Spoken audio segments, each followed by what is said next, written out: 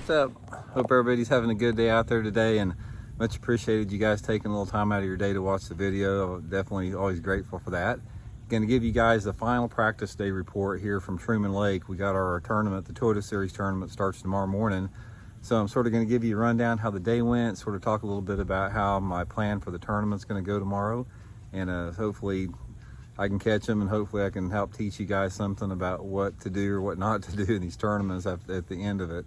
Real quick, before we get started here, just a couple quick housekeeping tips, guys. Hadn't had a chance, please go by and check out fishthemoment.com, our lake map breakdowns. Got a bunch of good fall breakdowns of the lakes across the country there.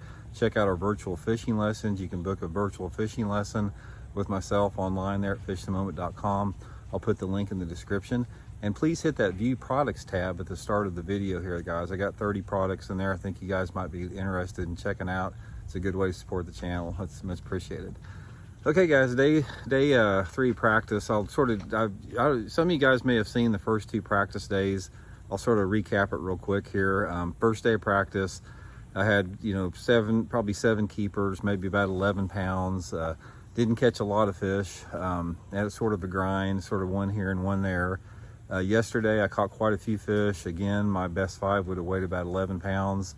I sort of expanded on the area I was fishing the first day a little bit, and figured out how to get bit, but I still haven't figured out how to get bit by some bigger ones. And today, I went to a little bit different area of the lake and just sucked. I never caught a fish in half a day today in this particular area, which is going to put me back into the area where I caught them the second day of the tournament. That's where I'm going to wind up fishing the tournament here.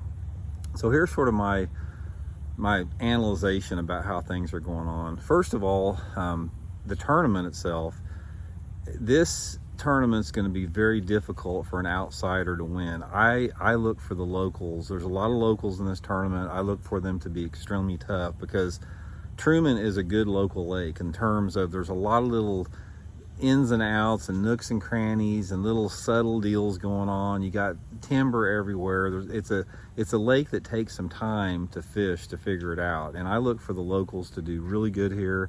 I look for them to be very difficult to beat in this tournament. That's why I've sort of looked at the tournament results the last few weeks, and everything seems to be top heavy. There's two or three or four guys, locals, that are catching them every time they go out, and everybody else is sort of struggling, having a hard time. You can tell who lives on the lake and who doesn't just by looking at the standings. So given that, in order for me to compete with that, I have got to do 2 things. Number one, I've got to get 5 fish in the boat, and I've got to figure out how to catch a kicker. I'm pretty confident that I can catch a limit of fish. As many bass that I've caught, there's no guarantees in fishing, but I'd be pretty surprised if I don't catch a limit tomorrow. The issue is I haven't caught anything over 3 pounds. I mean, and most of the keepers I've caught have just been keepers, like 15 inchers. So in my situation, if I'm going to win this tournament, I have got to figure out tomorrow how to catch one big one every day. When I'm talking about a big one, I'm talking about a 4 to 6 pounder with my limit.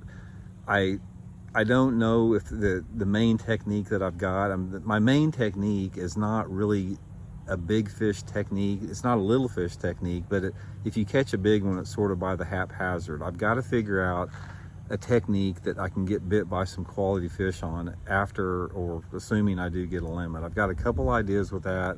I'm sort of going to bounce around. A lot of it's going to depend on the boat draw I get.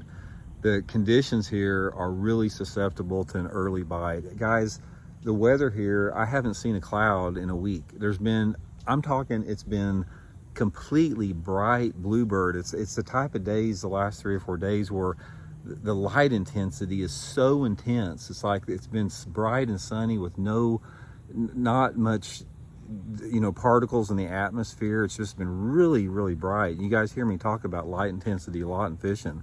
So the light intensity is really critical here as far as how you want to fish in certain times of the day. There's going to be a window in the morning, I think, that you might be able to catch some couple good fish on top water. Thing about that, you can burn too much time chasing those. Say, for example, if you catch 1 or 2 decent ones right off the bat, a lot of times you can burn yourself by that bite's over in a hurry, and you can stay with it and you can eat up a lot of time. So my plan is I'm going to sort of let it unfold with the boat draw that I get. And that's the thing in fishing, not just tournament fishing, but you have got to keep an open mind. I've got an idea where I'm going to fish at in this tournament. I'm probably not going to change areas. The things that I'll have to change up is technique if something's not working, or modifications on certain things. So this is sort of the same in tournaments. Every tournament's the same. There's an element of uncertainty. Nobody knows how it's gonna go down. If you caught some big fish in practice, it helps your confidence out, but ultimately it doesn't matter until that hammer goes down in the morning and you start fishing for real. I mean, you can talk as much as you want and analyze and overanalyze, but you basically just have to fish the conditions and capitalize on every bite that you get and put yourself in position to catch some of those better fish. That's one of the things that separates people that win tournaments and people that never win tournaments, is that you got to put yourself in the area with the technique to win. And that can be a lot of different things, but you just have to be able to recognize it when you see it. So I'll give you guys a report tomorrow after the first day of the tournament. I'll let you guys know how it went. Like I said, I appreciate everybody following me this week for the practice. Videos have been getting some pretty good views on the tournament practice. Throughout the course of the tournament and after the tournament, I'll break it down and really try to help you guys learn from it and catch some fish based upon what I've learned here in this tournament. So thanks again, guys. Please hit that subscribe button, and we'll talk soon. See you.